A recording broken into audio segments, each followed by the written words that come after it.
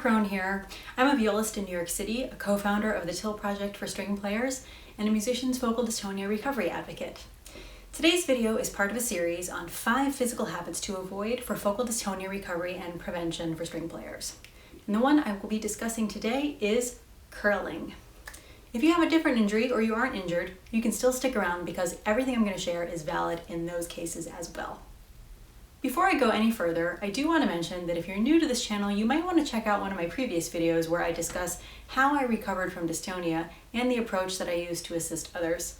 I'll leave some links down below, but basically the process of learning healthy movement based on sound physical logic with violinist Sophie Till changed my brain and nervous system. After 2 years of work with her, I returned to professional playing.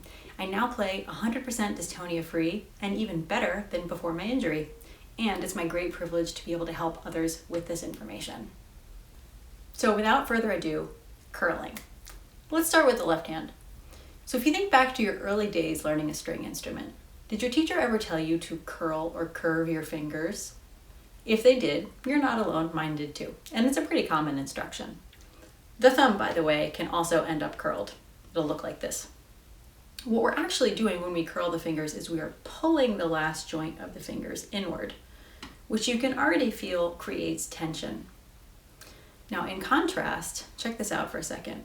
Let your fingers be in their normal shape, that is neither curled nor flexed or extended, and just flutter them like this. Feels pretty easy and fast, right? Now try curling them like this. Kind of slow and laborious in contrast. So the other reason that our fingers are so fast like this, apart from the fact that they're in their normal shape rather than curled, is that they have a forearm aligned behind them for support. And that gets at the other reason why curling is problematic. When we curl our left hand fingers, it disables them from accessing the power that they need to engage the string, which comes from the forearm. So let's check this out. If you just massage your temples for a moment, and you can do it lightly at first and then maybe more deeply, you'll notice first of all that you don't curl your fingers. They're just in that nice easy curve. Second, you'll notice that the power to rub more deeply comes from your forearm. It gets sent through the forearm, wrist, palm, and finger into your head. And furthermore, that power is conducted through the whole structure because of the way all of the elements in that structure are beautifully aligned and resilient, meaning that they give and then they bounce back. So if we curl our fingers like this, we're violating the structural integrity that makes this whole thing function sensibly as a unit toward the surface that we're touching. The joints in the fingers aren't oriented toward the surface we're in contact anymore. They're pulling backwards.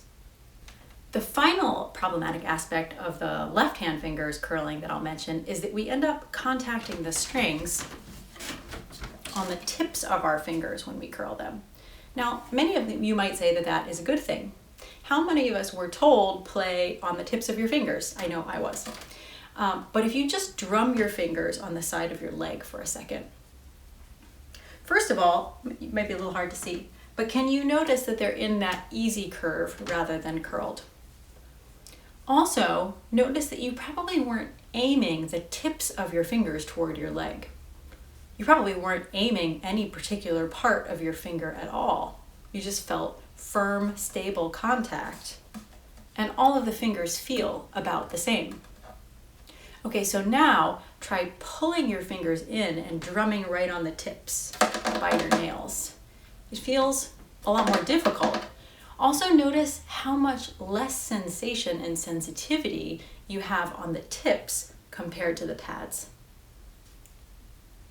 And lastly, notice how much more control you have over the depth of contact for each strike point when your fingers are in their normal shape, touching on the pads. That's because here they can access the power and control of the forearm, which is the same as when you massage your head either lightly or more deeply.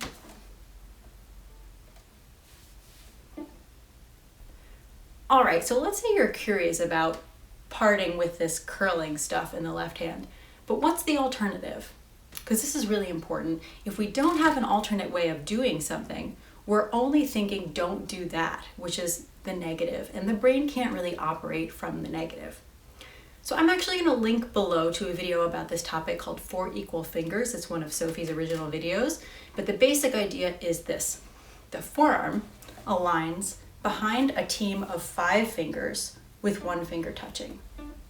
We use a principle called walking hand and arm to send the arm to the right place for each finger according to the length of that finger.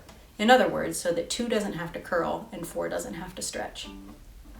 And the fingers just keep their easy curve and they play on the pads, no problem, just as they do in every other activity. Playing this way also addresses the fact that since the fingers are unequal by design in length, size, and lift-drop capacity, they need to function as part of a team that includes all of these elements in order to feel equal. Of course, there are other ingredients that enable us to do this at speed, but that's a little bit much to get into in today's video. So a frequent source of curling in the right hand is with these 2 fingers, the thumb and the pinky. And how many of us were told to curl our pinkies and bend our thumbs? Or given exercises like this. So let's try something. Just shake your hand out, let it be neutral, and then hold it up. Now curl your pinky.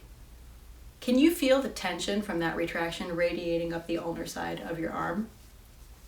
And can you feel how this makes it impossible for the pinky to act with the rest of the fingers as a conduit for the power of your forearm? So you can try this by picking something up, anything, and just notice that the fingers are holding it as a team with the power of the forearm behind them. Normal, right? Okay, now curl your pinky. That's pretty strange and unnecessary, right? Okay, let's try the thumb. Now, to be clear, if you look at your thumb in a neutral state, many of us will see that bump of the last joint, and that's normal. But a lot of us were taught to further bend the thumb like this, kind of like a pinch. Can you feel how much tension this creates in the wrist and across the palm?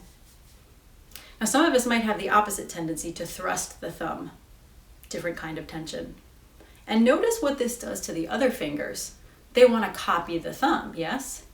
So curling or thrusting the thumb totally violates the easy oppositional holding mechanism that we use all the time with other objects. So just pick something up and notice your thumb neutral, right? Now bend it into that pinch mechanism. And now try the thrust.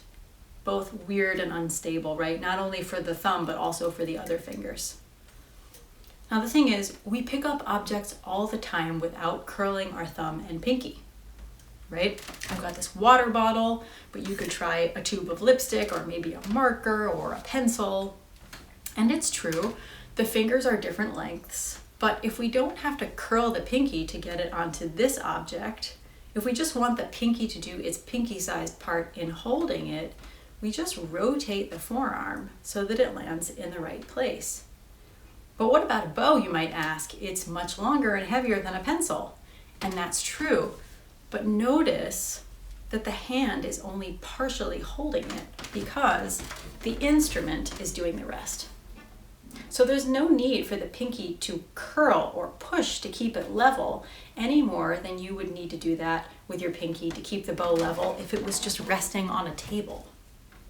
So this is just a brief catalog of a couple of the most common examples of curling when it comes to string playing, but there are others.